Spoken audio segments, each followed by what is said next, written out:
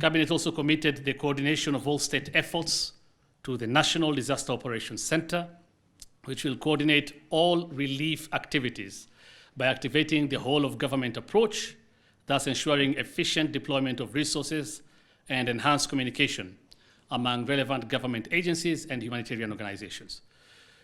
An ad hoc cabinet committee was also established on disaster response under the leadership of His Excellency the Deputy President to coordinate the state response. Through the National Disaster Operations Center, the government will continue to provide regular updates on the progress of our relief efforts, and the center shall work closely with the media in disseminating accurate and timely information to the public. The emergency session of Cabinet today, or the special session of Cabinet, concluded by reassuring all Kenyans that the government is doing everything within its power to return the situation to normalcy within the earliest time possible. Cabinet also urged all Kenyans to prioritize safety during their travel in this period, as well as at their homes and workplaces. All Kenyans should exercise patience and caution while traveling, wait for storm waters to subside before attempting to cross roads, report any instances of flooding or landslides to the authorities, and strictly follow all guidelines issued by government. Thank you very much.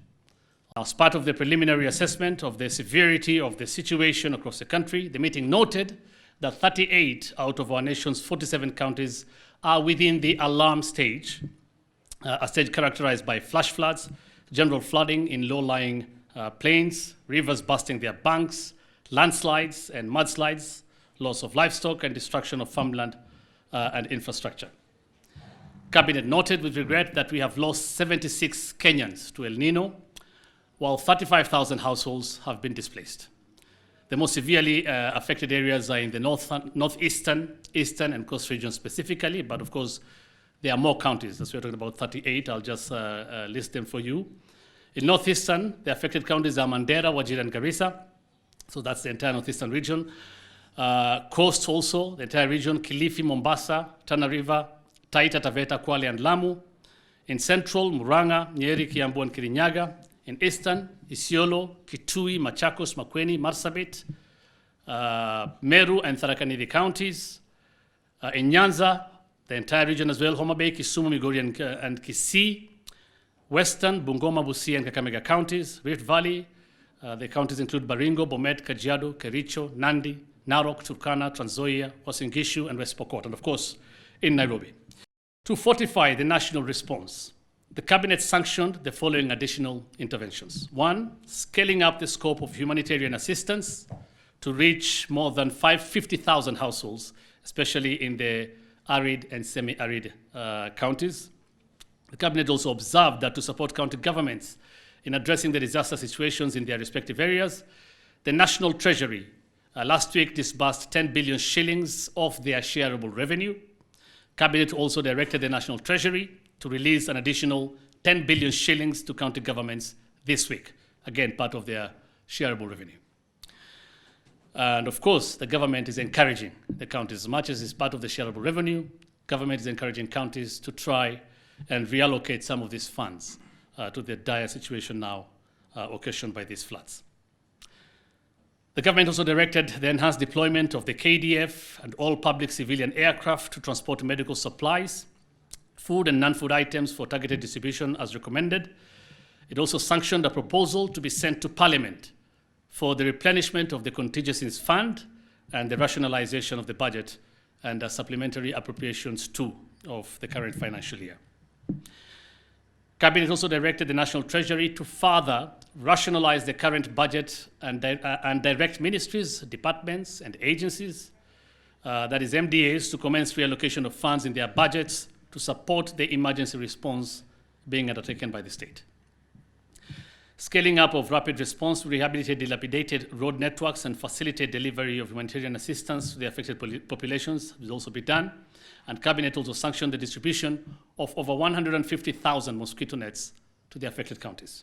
That is already happening. Cabinet also directed the Ministry of Energy and Petroleum, in consultation with all agencies within the sector, to give priority to maximum production, uptake, and distribution of hydro-generated power.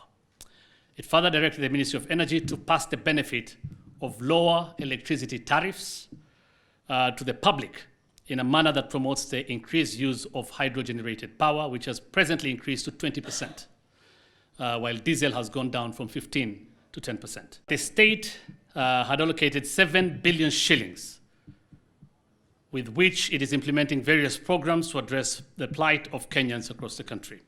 The funds were appropriated by Parliament and the contingencies fund as part of the 2023-2024 financial year budget and supplementary appropriations number 1 of the same financial year. The resources committed will be applied for humanitarian response, including distribution and supply of medical commodities, food and non-food items, rehabilitation of infrastructure, and resettlement of displaced families. The state's intervention is being undertaken in a joint effort between the national and county governments, and which incorporates the Kenya Defence Forces and the National Youth Service in operation with the Kenya Red Cross Society. Through aircraft made available by the Kenya Defence Forces, medical supplies have been airlifted to the most vulnerable counties. I'll go to some specific measures that the government has already taken since the President spoke on Saturday to support farmers who have been adversely affected. The government has disbursed 500 million shillings to the new KCC to mop up excess milk during this rainy season. The government has also airlifted medical supplies worth 180 million shillings through the KDF and in conjunction with the Wajir County government to Wajir County. Infrastructure restoration is being implemented following damage caused by rains. The works on the following roads and bridges have been repaired. 1, Bogolo Bridge on the Mtwapa Malindi Road has been repaired. Jilango Center on the Nuno Modogashe Road has been repaired. Madade Center on the Wajir Mandera Road has been repaired. Ohio Center on the Nuno Modogashe Road has also been repaired. Garbakole in Mandera, they call it end of the tarmac there, has been repaired. And the Garissa airstrip has also been repaired, and commercial flights will resume tomorrow. And of course, it will really go a long way in coordinating relief efforts. Ongoing works to be completed by tomorrow, Tuesday 28th, include repairs at Maalim Tokbub on the Nuno Modogashe Road and Kotulo, Mandera on the Wajir Mandera Road. The works in progress include Tula on the Thika Garissa Road, Ared on the Thika Garissa Road also, and Moyale to Ramu Road in Mandera through Bute in Wajir.